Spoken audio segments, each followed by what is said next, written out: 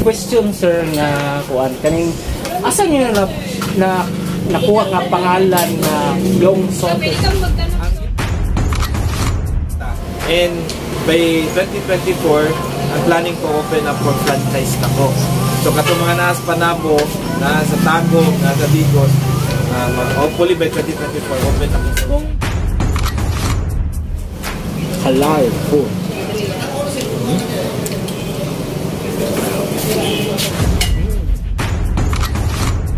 2,000 years later. What's up mga kabingka? And for today's video mga kabingka, naatakaron diri sa may Asinto Street, Dakbayan sa Durian kay adtuo na to tong nagtitrending bitaw sa sabuang nga delicacies nga inasal mga kabingka. So trending kay to mga kabingka. Karon mga kabingka dili pud ta pwede nga magpaulahi ato mga kabingka. Tara ubani ko niyo. Chares.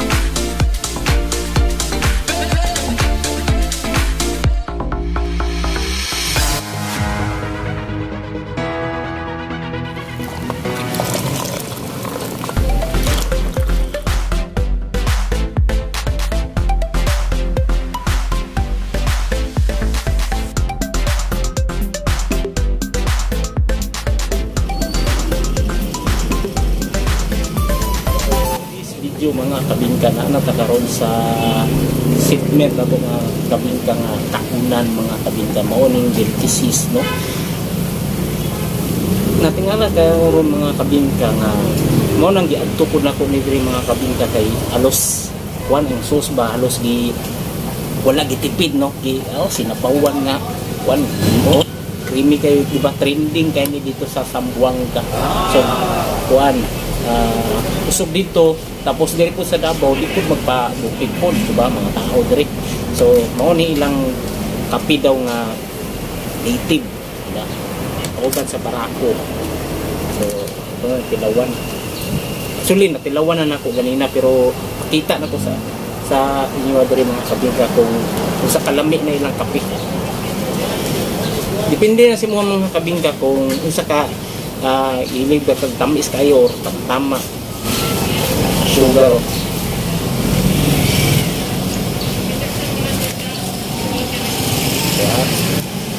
ya ka sugar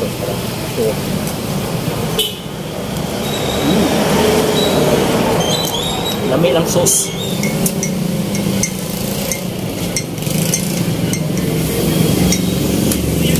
kape wala to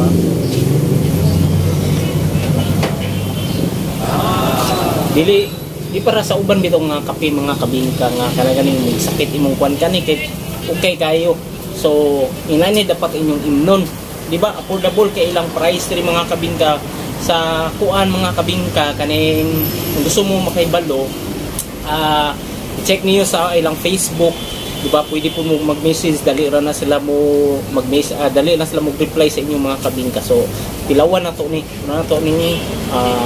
kani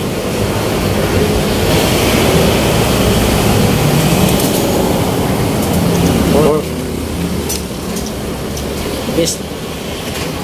Karon jud ko naka kita ngani kanang gisabawan ka inasal mga kabingka. Wala to ha.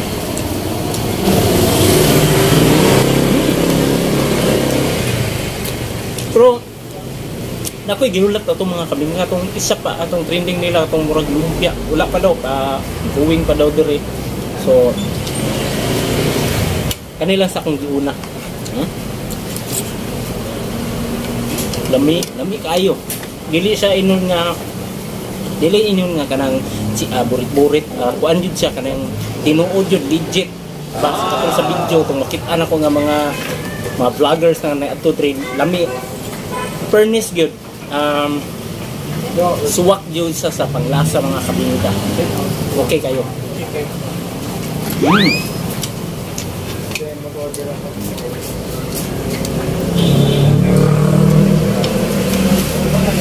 Usog daw ni sa mga estudyante, sa mga taysikad kay affordable naman ang price. Kaysan mo kape. Perfect. So direta sa kaning kuan chicken inasal. Kayo lagi ka. Pero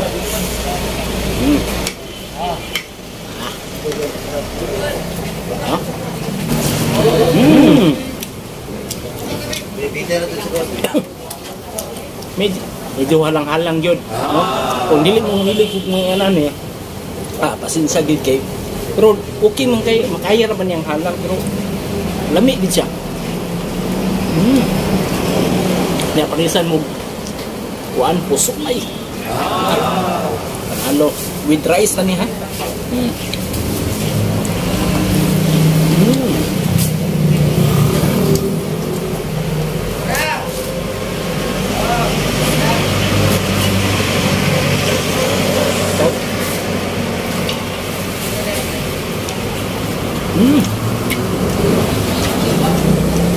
Napo din sila sa Grab. No? Hindi mo mag-order yung saute. Sa Grab. Ano sila? Kasi ganun mga estudyante din mga Ateneo. Bado lang isa sa kantor sa Boulevard tapos may Asinto Street Manigre. Dili sa atik lamig yung furnace.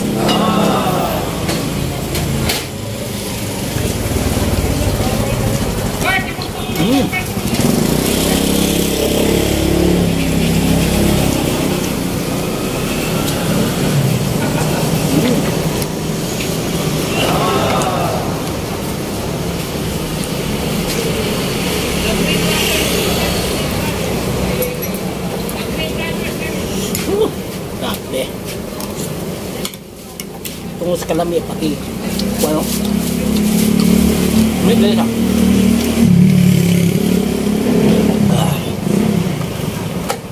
ilang lugar nila mga kabingka kuan dyan siya pangmasa kayo marag ikaw nagkarinderya pero ang ilang pagkaon high class din kayo mga kabingka lamig.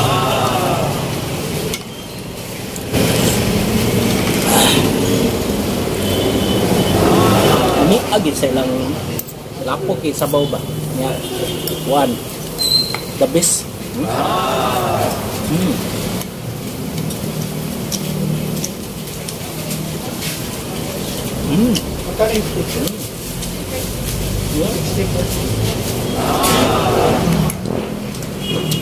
Halal jujur.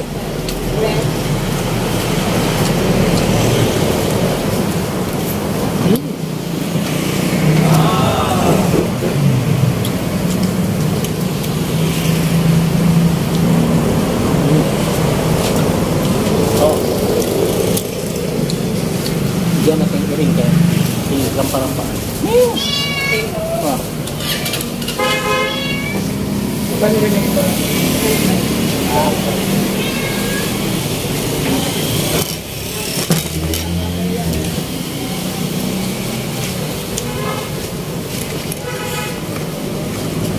Gagawin natin.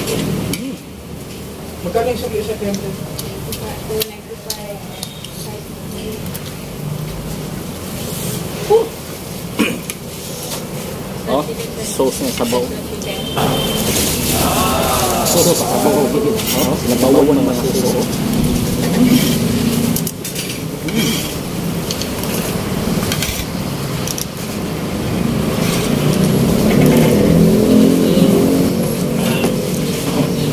Chicken inasal.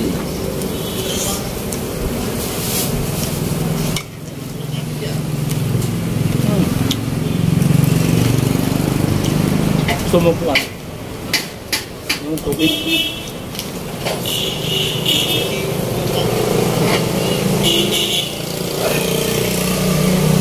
Goods. Akong giulat yung katong murag siya gumpya mga kabinka mo ito akong giulat sa unya to maabot na to ang going na to diri mga kabinka mo dito akong giulat dito ba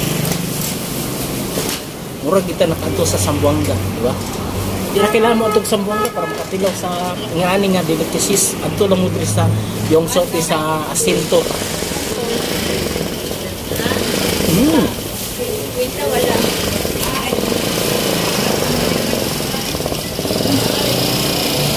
Paisan mo kape.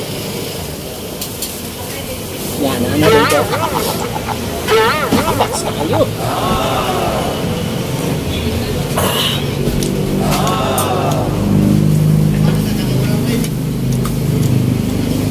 Yung salt ay the best.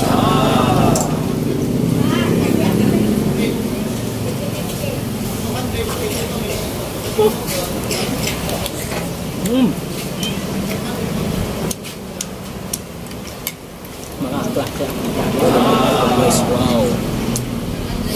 Dako ko ilang dako ilang kuan niyo.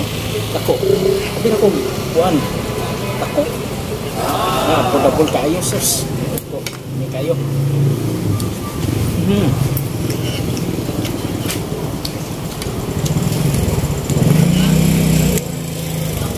May chicken po? Walay sinabi ng uban ng mga kuwan. Basta diri lang may kayo. Zamboanga dito. Sa Bacarito. Hindi kayo, ha?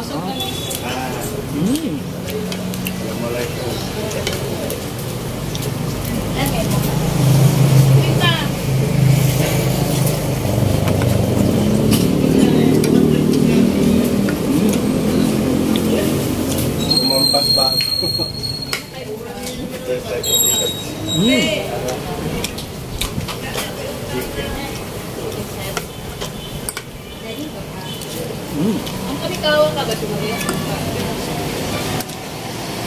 Panis.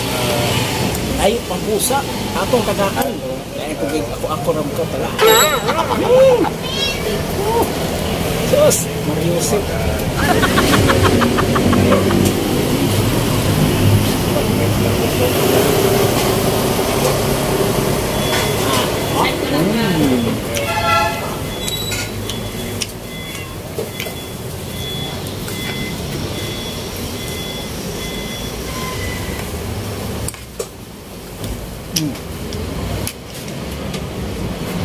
Okay kayo. Yan mga kabinda. Atong kuan atong mga kabinda ko. Maabot na tong ilang katong gihulat bitaw na ko nga tumurag siya lupya. So ay, nadi ay. Mo din niyo. Mo din ni ay katong mo siya lumpia. Ito slow daw ni diri. Diba, ingon na to ni Ansmith. Slow daw diri sa kape. Ha? Pero sa kwad diri siguro. Kuan siya. Bukayo ang sulod. Pero mas lami siguro diri sa ilang sauce. No? Dak.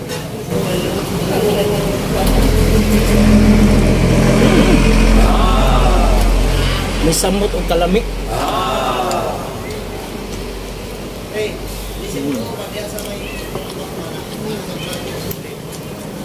Halal food.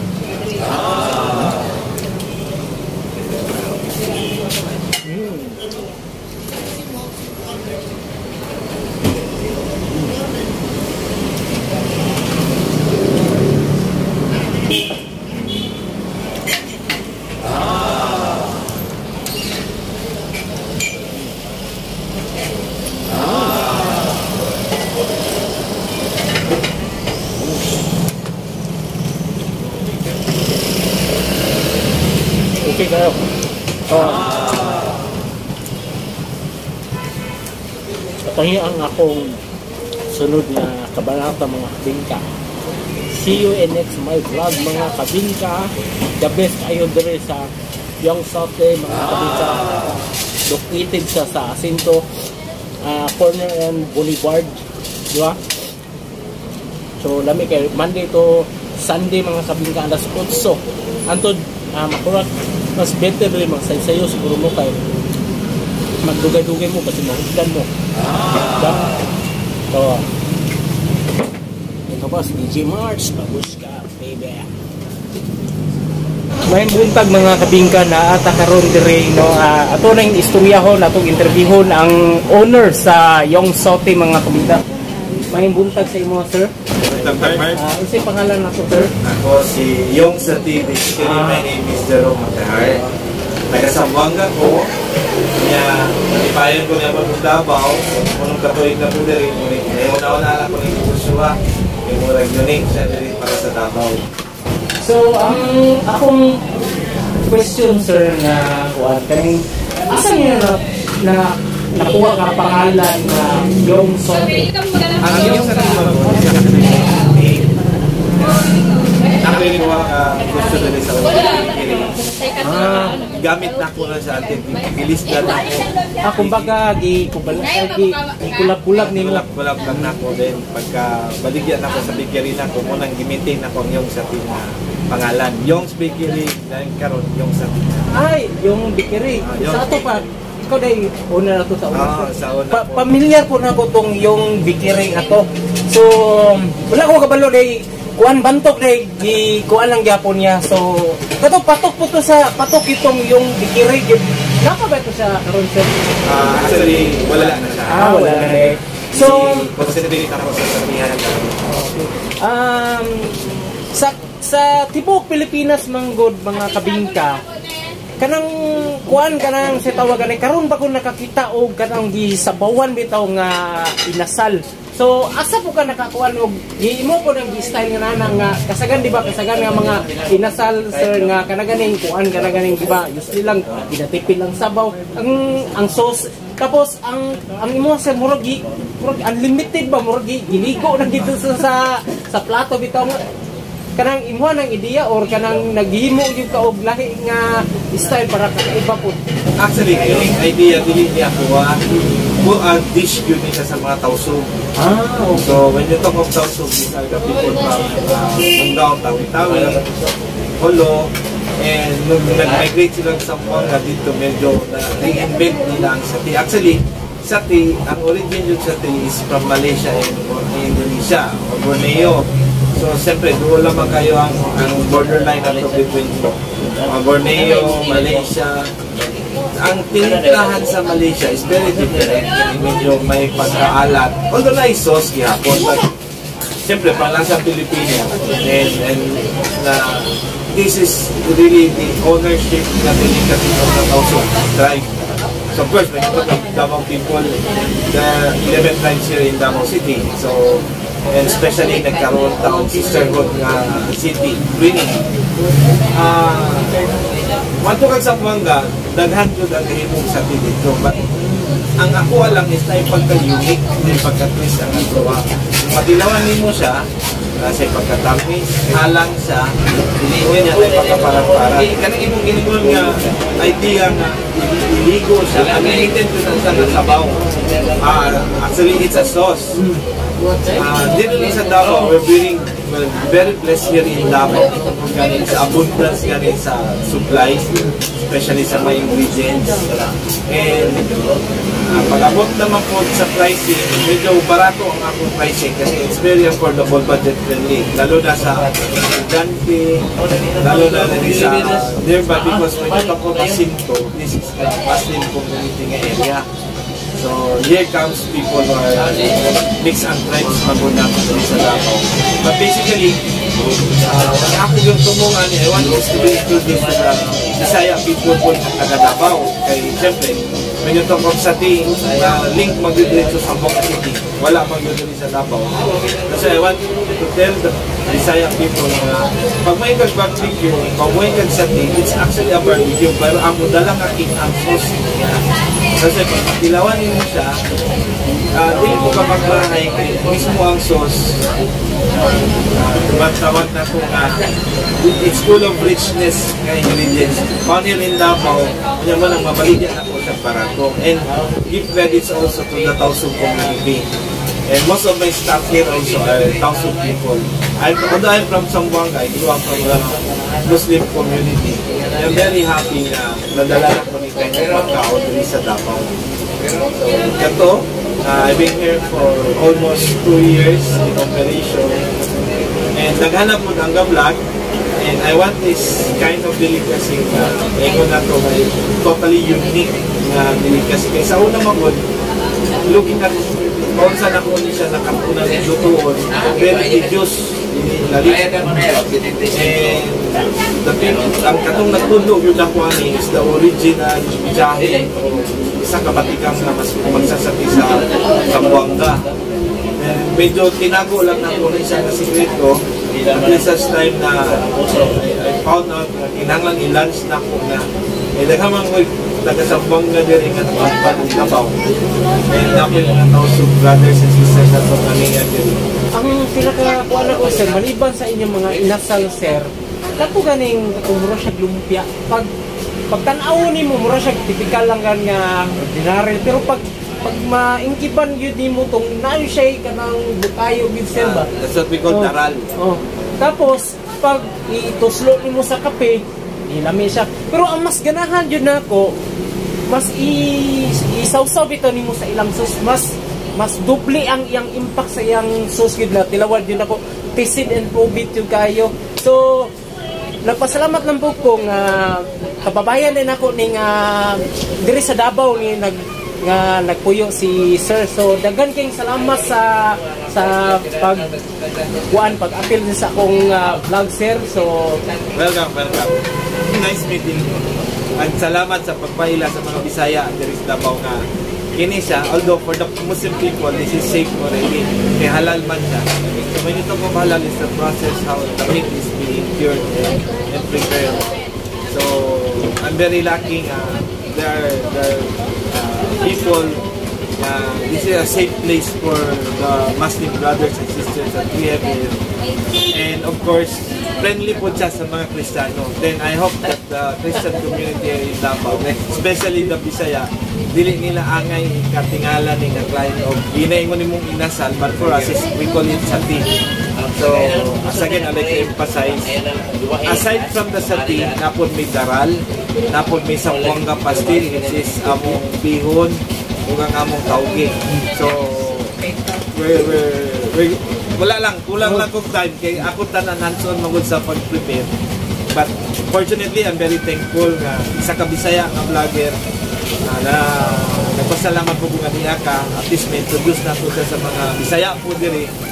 Dapat dili katingala. They have to patronize local, support local, and this is I am very proud to say that this is a Tausug delicacy that I'm promoting here in Davao City. So, bago mo human na itong interview, imbitahan ang mga taga-Tagum, taga-Davao, taga-Digos nga muadto diri o unsa mo nga adlaw mag-open o unsa mo oras mag-close.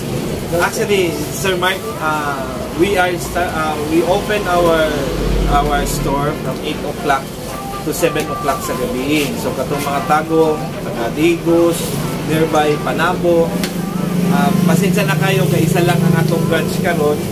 So hopefully matugang ta. And by 2024, ang planning ko open up for franchise na ko. So katong mga naas Panabo, nasa Tagum, nasa Digos, hopefully by 2024 open na ko. Kung mag-open sila franchise, sir, pwede i-message lang ang inyong page yes, niyo. so na akong FB page. So you're very welcome here from Monday to Sunday, 8 o'clock to 7 o'clock sa gabi ni Ami. Come early, kaya usahay, medyo mautdan mo. Kaya depende po na sa stock na ginaluto na mo. Then, katong gusto po nga mo visit sa akong FB page for updates, labi na sa mga dabawin nyo nga ni Adring Bisaya, visit my FB page to get updates. Napo ko yung mga promo running karon. So, naghahatag mi og dangle, Globe, courtesy of Globe, and ang headset nga earphone. Okay, so naganding salamat. So ibutang lang ako ang ilang Facebook page diri sa kong video mga kabingka. So dagan kay salamat. So see you in next my vlog mga kabingka. Tell me pretty lies, look me in the face, tell me that you love me.